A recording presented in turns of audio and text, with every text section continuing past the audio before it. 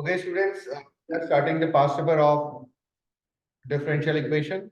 It is question number 41. Question दिया गया. In a chemical reaction, a compound X is formed from two compounds. X बन रहा है दो compound से Y and Z. The masses in grams of X, Y, and Z present at time t second after the start of the reaction. Start of the reaction जो masses दिए गए वो X 10 minus X 20 minus X दिए गए. At any time, the rate of formation of X क्या कहा गया? Rate of formation of X. Rate of formation of X मतलब dx over dt. Rate of formation of X is proportional to proportionality आ गई. Product of masses Y and Z. Y का मास क्या दिया गया है? 10 minus X. और Z का मास क्या दिया गया है? 20 minus X is proportional to this. अब क्या मैं लिख सकता हूं? dx over dt equals to k times 10 minus x 20 minus x. Proportionally हटा, कांस्टेंट किया गया. When time is 0, x is 0. When time is 0, dx over dt is 2. dx over dt की जगह अगर 2 रखता हूं और x की जगह 0 रखता हूं तो ये क्या हो जाएगा? 10 यहां से बचा और यहां से 20. So now it will be 2 10s are 20 again. तो k कितना आ गया? k आ गया 1/100 which is 0.01. Therefore dx over dt कितना हो गया? 0.01 times 10 minus x 20 minus x. This we have to prove. आ रही है बात समझ में? कोई कंफ्यूजन बेटा? आगे second part. Solve this differential equation and obtain an expression for x in terms of t. Solve करनी है differential equation. तो x के साथ ये दोनों लेकर आ जाइए. 10 minus x 20 minus x equals to 0.01 इधर रहने दिया और यहां पर dt लेकर आ गए. Integral on both the side. लेकिन अब फर्स्ट जो पार्ट है 1/10 minus x और 20 minus x, ये पार्शियल फ्रैक्शन के थ्रू पहले अलग अलग किया जाएगा इसको और फिर वर्किंग करेंगे. लेट्स से हम कह रहे हैं इसको इक्वेशन 1 और अब इसको सॉल्व कर रहे हैं अलग से. 1/10 minus x 20 minus x. क्या हो गया बच्चों? ये हो गया 10 minus x अलग, 20 minus x अलग. इसके ऊपर आ गया a, इसके ऊपर आ गया b. सिंप्लीफाई कर रहे हैं. So it will be 1 equals to a के साथ 20 minus x और b के साथ 10 minus x. 1 equals to 20a minus ax plus 10b minus bx. पता ये चला minus a minus b equals to 0. तो a equals to minus b. Second, अगर हम कांस्टेंट को इक्वेट करवाते हैं 20a प्लस 10b, ये तो हमने x के कोफिशिएंट्स को इक्वेट करवाया था. अब कांस्टेंट्स को इक्वेट करवा रहे हैं तो कांस्टेंट इक्वल्स टू 1. a किसके बराबर है? माइनस b के बराबर. तो ये कितना हो गया? -20b plus 10a equals to 10. Sorry 10a नहीं 10b. 10b equals to 10. ये कितना हो गया? -10b equals to 10. b कितना आ गया? Equals to 1. Equals to 1. b कितना आ गया? -1/10. और a कितना हो गया? 1/10. आ रही है बात समझ में? अब आइए हमारी इक्वेशन 1. अब हमारी इक्वेशन 1 क्या हो जाएगी? Equation 1 will be, therefore it will be, integrate करेंगे ए की जगह पर क्या आ गया 1/10, 1/10 टाइम्स 10 माइनस एक्स, और बी की जगह पर क्या क्या आ गया हमारे पास -1/10, -1/10 टाइम्स 20 माइनस एक्स, साइलेंट पे कर दो, dx equals to 0.01 dt, equals to 0.01 dt। ना अब आइए, जब इंटीग्रेट किया जाएगा किसको 1/, इसको 1/10 को मैं बाहर निकाल रहा हूं, इन द ब्रैकेट क्या बचा 10 माइनस एक्स, ऊपर क्या है 1, यहां से भी 1/10 को बाहर निकाला, इन द ब्रैकेट क्या बचा 1/20 minus x equals to 0.01 dt। अब सुनिएगा, derivative of the denominator 10 minus x का डेरिवेटिव क्या है -1, क्या है -1, ऊपर होना चाहिए नहीं है तो माइनस अपनी तरफ से लगाया, माइनस अपनी तरफ से लगाया, जब माइनस अपनी तरफ से लगा दिया यहां पर तो बाहर भी माइनस लगेगा, ऐसा ही इस पर भी माइनस लगाया तो बाहर भी माइनस लगा, जब माइनस लगा तो ये क्या हो गया प्लस हो गया। अब आइए, तो ये हो गया -1/10, -1/10 और ln 10 minus x plus 1/10 ln 20 minus x equal to 0.01 t plus C. बगैर कुछ छेड़े हमें क्या करना होता है, इसमें सी नहीं लगेगा, इसमें एक साइड पे लगता है ना, क्या हो गया इंसान मानो, ये जितनी बड़ी बड़ी बगैर कुछ छेड़े हमें x और t की वैल्यू रख देनी है c कैलकुलेट करने के लिए। कंडीशंस आपको गिवन दी गई हैं ऊपर, when time is 0 x is 0, when time is 0 x is 0, तो टाइम 0 है तो x 0 है, जब x को 0 रखेंगे तो क्या बन जाएगा -1/10 ln 10 plus 1/10 ln 20 equals to c, equals to c। अगर मैं 10 1/10 कॉमन लेके क्रॉस मल्टीप्लाई करवा दूं तो क्या मैं लिख सकता हूं 10c equals to 10c equals to ln 20 minus ln 10, और 10c इक्वल्स टू जब सब्ट्रैक्शन हो रही है तो क्या हो जाएगा डिवीजन, 20/10 कितना हो गया 2, तो c किसके बराबर हो गया 1/10 ln 2, c किसके बराबर हो गया 1/10 ln 2। अब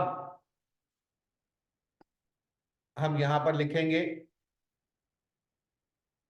माइनस, हम अपनी इस इक्वेशन में c की वैल्यू रखेंगे -1/10 ln 10 minus x plus 1/10 ln 20 minus x equal to, क्या मैं 0.01 को 1/100 लिख सकता हूं, जी बिल्कुल लिख सकता हूं, 1/100 t प्लस c की जगह पर क्या लिख रहा हूं मैं 1/10 ln 2। आ रही है बात समझ में, 1/10 लेफ्ट साइड से कॉमन, पॉजिटिव को मैं पहले लिख रहा हूं ln 20 minus x minus ln 10 minus x equals to 1/10 को राइट साइड से भी कॉमन लेकर कैंसिल कर दिया तो क्या बचा 1/10 t प्लस ln 2। हमें कैलकुलेट क्या करना है, इन्होंने क्या कहा था, solve the differential equation and obtain an expression for x in terms of t। x को बनाना है सब्जेक्ट, किसको बनाना है x को बनाना है सब्जेक्ट, 1/10 t इक्वल्स टू, क्या मैं लिख सकता हूं ln 20 minus x divided bye 10 minus x minus ln 2, ln 2 को भी उधर ले गए। नाउ 1/10 t इक्वल्स टू क्या लिखा जा सकता है ln 20 minus x divided by 2 times 10 minus x. आ रही है बात समझ में, और 10 को अब क्रॉस अगर मल्टीप्लाई करवा दें या नहीं, अभी 10 को यहीं रखें, हमारे पास हमें बनाना है किसको सब्जेक्ट, एक्स को बनाना है सब्जेक्ट, एक्स को सब्जेक्ट बनाना है। इसको मैं 2 से मल्टीप्लाई करवा के लिख रहा हूं, क्या हो जाएगा 20 minus 2x, taking e on both the side. तो ये क्या हो गया, e की power t over 10 equals to 20 minus x upon 20 minus 2x, cross multiplication 20 cross multiplication 20 e power t over 10 minus 2x e power t over 10 equals to 20 minus x, x को इधर ले जाओ, so it will be x minus 2x e power t over 10 और 20 minus 20 e power t over 10। Now x common लिया तो क्या बन गया 20 minus 20 e power t over 10 divided by 1 minus 2 e power t over 10। This is the result. आ रही है बात समझ में, x आ गया इन टर्म्स ऑफ t। मजीद आगे चलिए, आगे कह रहे हैं state what happen to the value of x when t becomes large. When t becomes large, अगर t बहुत लार्ज हो जाए तो क्या हो जाएगा जनाब, third part, t becomes very large और t become large means t tends to infinite। t की जगह पर इनफाइनाइट अगर हो जाए तो फिर क्या वर्किंग होगी, जरा चेक करते हैं क्या वर्किंग होगी। इसके लिए t का फ्रैक्शन में होना जरूरी, इसके लिए t का फ्रैक्शन में होना जरूरी है। अब आप देखिए जरा t का फ्रैक्शन में कैसे, t को फ्रैक्शन में कैसे लेकर आएंगे, क्या ऊपर से मैं कॉमन ले सकता हूं e की पावर t ओवर 10। अगर मैंने कॉमन लिया तो न्यूमरेटर में क्या बचा 20 ओवर e की पावर t ओवर 10 माइनस 20, ऐसा ही डिवाइडेड बाय, यहां से भी मैंने कॉमन ले लिया किसको, e की पावर t ओवर 10 को, तो क्या बचा 1 ओवर e की पावर t ओवर 10 माइनस 2। आ रही है बात समझ में, ये दोनों हुए कैंसिल। अब टेंस टू इंफिनिटी, अब इंफिनिटी रखेंगे हम लोग, तो क्या हो जाएगा 20 ओवर e की power infinite minus 20 divided by 1 over e की पावर इनफाइनाइट माइनस 2। अब आप देखिए anything divided by infinity is zero, anything divided by infinity is zero. तो ऊपर क्या बचा, 0 minus 20 is minus 20, 0 minus 2 is minus 2, it is 10, the x is 10। अगर t infinite पर पहुंच जाए तो x की वैल्यू क्या आएगी, 10 आ जाएगी। आ रही है बात समझ में, a complete question of 11 marks, hopefully it is clear। Okay students, now question number 40, what we have in this question, question number 40 में आपसे कहा गया a certain curve, a certain curve is such that its gradient is proportional to xy, its gradient is proportional to xy। क्या मतलब, gradient क्या होता है dy over dx is proportional to xy। तो क्या मैं लिख सकता हूं dy over dx is equals to k times xy। at the point 1 2 the gradient is 4। अब आपको x और y की वैल्यू दे दी, ग्रेडियंट दे दिया, ग्रेडियंट 4 है, k x कितना है 1, y कितना है 2, तो k कितना आ गया 2। तो जनाब क्या कहा जा सकता है dy over dx किसके इक्वल है 2xy, सही। by setting up and solving differential equation show that the equation of the curve is this। अब इसको हमें इंटीग्रेट करना है, कर्व की इक्वेशन बनानी है, तो dy के साथ क्या आ गया 1 अपॉन y और dx के साथ क्या रह गया 2x, ऐसा ही integral on both the side. 1 upon y का इंटीग्रल क्या हो गया ln y, इसका हो गया 2x square over 2 which is x square plus c. X और वाई की वैल्यू आपको गिवन दी गई है, when x is 1 y is 2, ln 2 equal to 1 plus c. तो सी कितना आ गया, ln 2 माइनस 1। अब हमारी इक्वेशन क्या बन गई, ln y equal to x square plus ln 2 minus 1, x square plus ln 2 minus 1। अब आइए, हमें तो y को सब्जेक्ट बनाना है। क्या करना है हमें, y को सब्जेक्ट बनाना है। तो जनाब अब मैं ये लिख सकता हूं, taking e on both the side, taking e on both the side, तो क्या हो जाएगा, y equal to e power x square plus ln 2 minus 1। ऐसा ही है, सर पहले हम एलएन ऐसा ही है। साथ में करें। अभी देखते हैं, कर सकते थे, कर सकते थे, चले। हाँ, फर्स्ट पहले हम दोनों ln को एक साथ कर लें ताकि इजीली हम exactly ln y minus ln 2 equal to x square minus 1।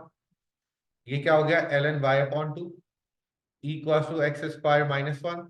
E on both the side, तो क्या बचा, y upon 2 equal to e power x square minus 1, और y किसके इक्वल हो गया, 2 e power x square minus 1। यही proof करना है, this we have to prove. 7 mark का क्वेश्चन। आगे, state the gradient of the curve at a point -1 2 and sketch the curve. Gradient निकालना है हमें -1 और 2 के ऊपर। तो second part, dy over dx आपको दिया हुआ है, ग्रेडियंट ऑफ द कर्व आपको दिया हुआ है, कितना है जनाब, 2xy। -1 -2 रख दो इसमें x और y की जगह पर, -1 और 2, आंसर कितना आ गया, -4। ग्रेडियंट आ गया -4। अब हमें कर्व को करना है स्केच, करते हैं जनाब कर्व को स्केच, करते हैं कर्व को स्केच। कर्व क्या है हमारे पास, y इक्वल्स टू, कर्व है हमारे पास y equals to 2e power x square minus 1। यही है ना कर्व, स्केच कर रहे हैं आप, सुनिएगा। When x is 0 what is the answer, when x is 0 what is the answer, x square minus x 0 minus 0.735 0.735, यहां पर कहीं value I 0.735। When x is 1 what is the answer, 2। When x is 1 it is 2, यहां पर कहीं आई है, ठीक हो गया।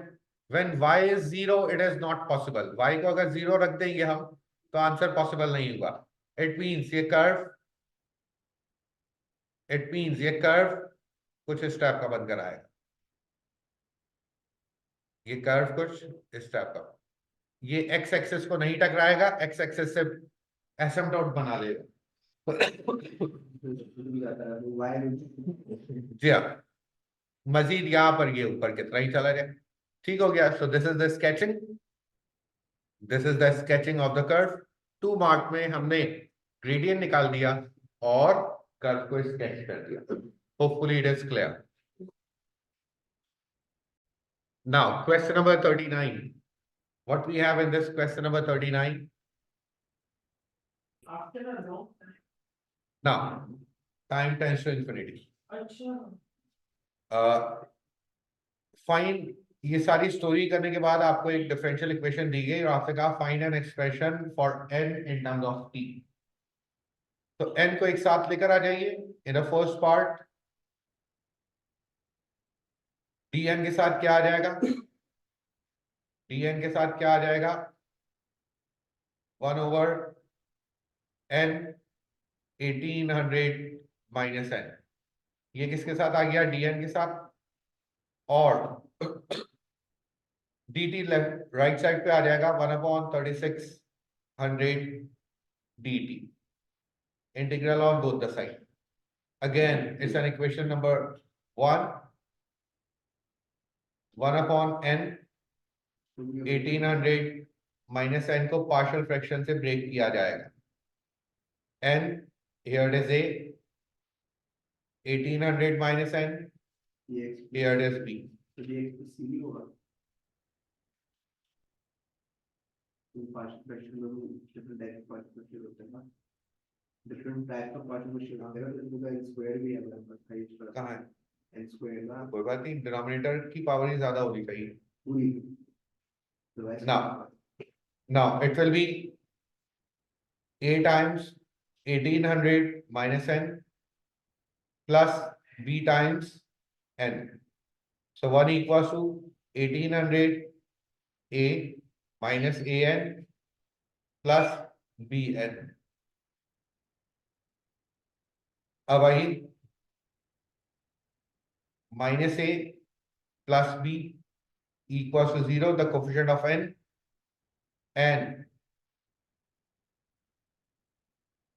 1800 a equals to 1. a कितना हो गया 1 upon 1800 और b कितना हो गया 1 upon 1800 दोनों सेम आ गए therefore a और b जब दोनों 1800 हो गए तो therefore equation one will be left side पर क्या हो जाएगा इंटीग्रेट करना होगा हमें 1 upon 1800 n plus 1 upon 1800 minus n को equals to 1 upon 3600 dt और सर टी तो जब 0 करते हैं नेक्स्ट डे वेट तो कर देंगे और ये dn है वो जब लिखा है एंजल पीरियड वो आगे देखेंगे c निकालने के लिए ना अब आइए अगर 1 upon 1800 कॉमन ले लिया जाए 1 upon 1800 कॉमन ले लिया जाए मैं डायरेक्ट इसको इंटीग्रेट कर रहा हूं 1 upon n का इंटीग्रल क्या हो गया ln n 1 upon 1800 minus n का क्या हो गया minus ln 1800 minus n equals to t upon 3600. Now 36 divided by 18 2, so it will be ln n, it will be ln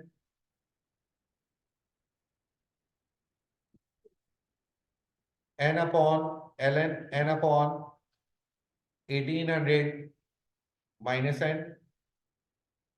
अच्छा यहाँ पर प्लस c लगा हुआ है सॉरी पहले हमें c निकालना होगा when n is 300 time is 0 so it will be 1 upon 1800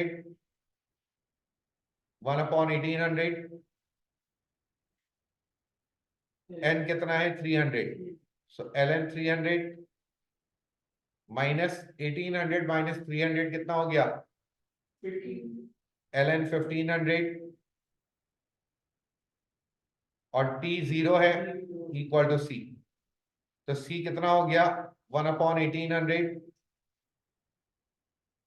300 upon 1500 कितना हो गया 1 upon 5 1 upon 5 ये आ गई c की वैल्यू तो देयरफॉर अब हमारी इक्वेशन क्या बनी this equation 1 upon 1800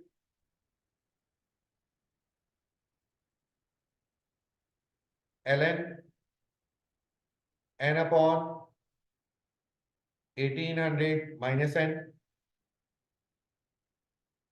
equals to t upon 3600 plus 1 upon 1800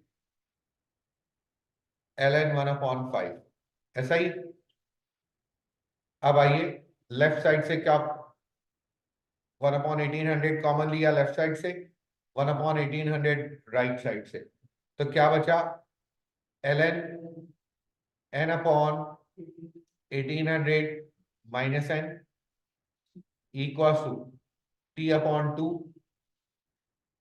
plus ln 1 upon 15 ऐसा ही है हमें क्या अभी different find expression for n in terms of t, n को सब्जेक्ट बनाना है।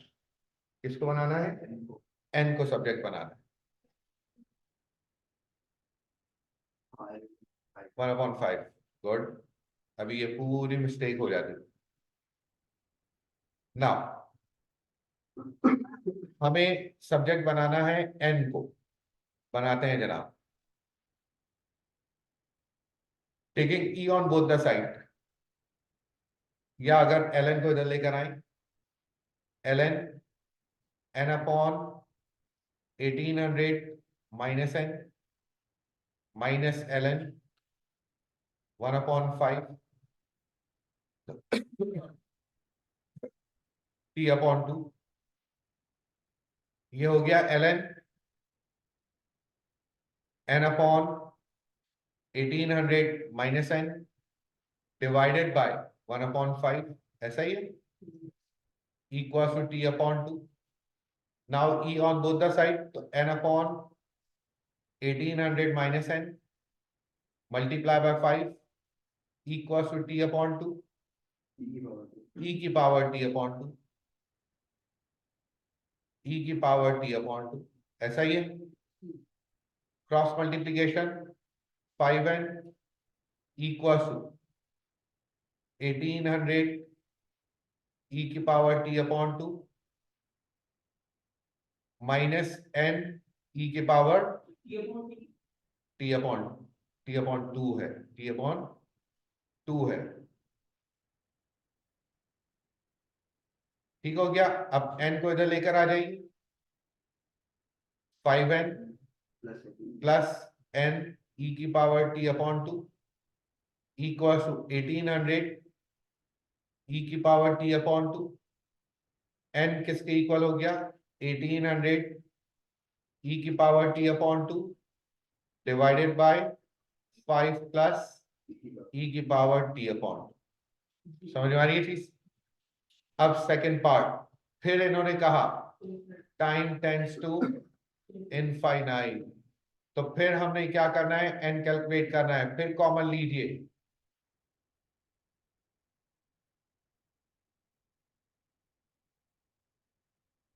एटीन हंड्रेड ऊपर से तो कॉमन आ नहीं सकता, एक ही है, ऊपर से तो कॉमन आ नहीं सकता, एक ही है जनाब, e की पावर t अपॉन 2। डिनोमिनेटर से तो आ सकता है, e की पावर t अपॉन 2 कॉमन लिया, क्या बचा? 5 अपॉन e की पावर t अपॉन 2 प्लस 1, ये तो हो गए कैंसिल। अब 1800 upon 5 upon infinite plus 1, 5 plus anything divided by infinity is 0, तो आंसर कितना हो गया? 1800। The value of n is 1800। आ रही है बात समझ में? Hopefully there is no confusion in this. Question number 39 of 10 marks.